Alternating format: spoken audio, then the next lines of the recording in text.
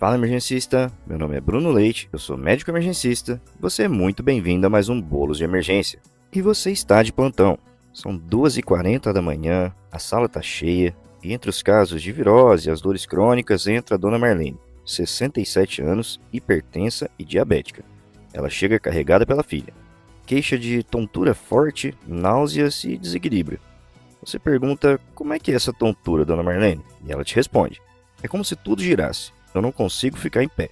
Respira. Essa é uma das queixas mais traiçoeiras da emergência. E hoje, o nosso papo é sobre como não confundir uma vertigem periférica com um AVC de fossa posterior. O primeiro passo é entender o que o paciente chama de tontura. Lembre-se, a vertigem é a sensação de rotação. O desequilíbrio é a instabilidade ao andar. A pré-síncope é a sensação de quase desmaio. E a tontura inespecífica pode ser manifestada como um mal-estar vago. A vertigem verdadeira, rotatória, com náuseas e vômitos, pode ser periférica ou central, e é aí que mora o perigo. Se a tontura começou subitamente e é contínua, pense em uma síndrome vestibular aguda. E aqui, o diagnóstico diferencial mais importante fica entre a neurite vestibular, que é benigna e periférica, e o AVC de fossa posterior, que é maligno, central. E aqui, o RINTS é seu melhor amigo. E se puder fazer o RINTS Plus com standing, melhor ainda. Revisando o RINTS, temos que o HI é de Head Impulse, o teste do reflexo vestíbulo ocular. Se ele for normal, suspeite de AVC. O N é de nistagmo. Se o nistagmo muda de direção, suspeite de etiologia central. E o TS é de Test of Skill. Se existe desalinhamento vertical dos olhos, pense em etiologia central. Se o RINTS for maligno, a sensibilidade para AVC é maior que 95%, mais do que a TC de crânio emergencista, e você não pode deixar esse diagnóstico passar. Mas tem um pulo do gato, o RINTS só é válido em paciente com nistagmo espontâneo. Mas e se o paciente não tem nistagmo, ou se não for contínuo?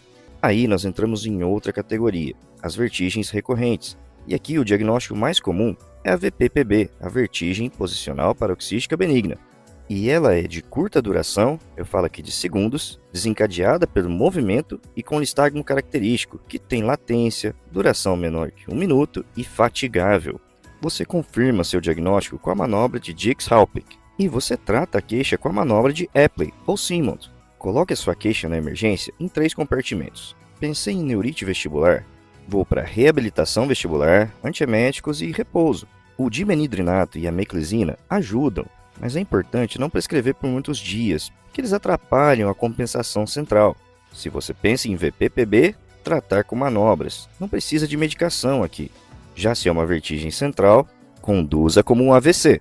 Então fique muito esperto com o idoso com múltiplas comorbidades, a história de desequilíbrio progressivo, um nistagmo que não bate sempre para o mesmo lado e sem melhora com medicação sintomática. E voltando à Dona Marlene, você aplicou o RINTS. Nistagmo que muda de direção, Test of Skill positivo, Head Impulse normal. Fez o diagnóstico de AVC de fossa posterior na sala de emergência e ainda sem exames complementares. E foi mais um caso salvo com conhecimento clínico na ponta da língua. Lembre-se sempre, emergencista, nem toda tontura é labirintite. Vertigem contínua e de início súbito é síndrome vestibular aguda. O RINTS é uma ferramenta poderosa quando usada corretamente. VPPB é comum, fácil de diagnosticar e tem tratamento com manobras simples. A tontura pode matar, saiba diferenciar o benigno do central. E antes de encerrar, se você estiver diante de um paciente com vertigem de início súbito, mas sem nistagmo claro ou achados típicos, não esquece do score ABCD2. Ele ajuda a estimar o risco de AVC em até 7 dias, especialmente se estivermos diante de um ataque isquêmico transitório, famoso AIT. O A é de age, a idade acima de 60 anos, pontua 1 ponto. O B de blood pressure, a pressão arterial acima de 140/90, pontua outro ponto. O C é de clínica, teve paresia, 2 pontos ou fala alterada, 1 ponto. O D de duração, se dura mais que 60 minutos, 2 pontos. Entre 10 a 59 minutos, pontua 1 ponto. E o D de diabetes, que também pontua 1 ponto. Em suma, se o paciente pontua maior ou igual a 4, tem risco aumentado de AVC e esse paciente merece uma investigação urgente, muitas vezes com neuroimagem e avaliação neurológica precoce. Então é isso. Tontura nem sempre é coisa boba. Às vezes é o primeiro sinal de um AVC que você pode ser o primeiro e talvez o único a diagnosticar. Esse foi mais um Bolos de Emergência. E eu me despeço agradecendo mais uma vez a nossa imensa audiência e peço a vocês que nos sigam, compartilhem o nosso conteúdo e que nos avaliem lá no Spotify. Aquelas 5 estrelas significam muito pra gente. E volto a deixar disponível o meu Instagram, @drbruno_leite, para qualquer tipo de dúvida, discussão de casos ou para você que quer ser inserido na comunidade do Bolos de Emergência no WhatsApp. Um grande abraço e até a próxima!